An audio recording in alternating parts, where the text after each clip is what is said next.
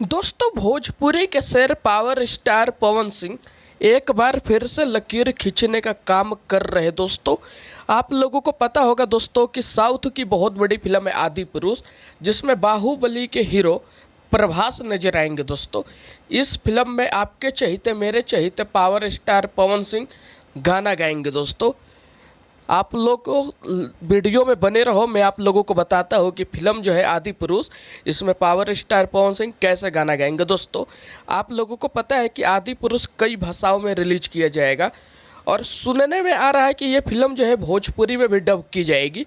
अगर ये फिल्म भोजपुरी में डब की जाती है तो इसके गाने जो है पावर स्टार पवन सिंह गाएंगे। दोस्तों, आप लोगों को पता है कि रामायण के ऊपर ये फिल्म बनी है और भक्ति गाने इसमें होंगे, और भक्ति गाने को भोजपुरी में पवन सिंह से बढ़िया कोई और गा नहीं सकता है।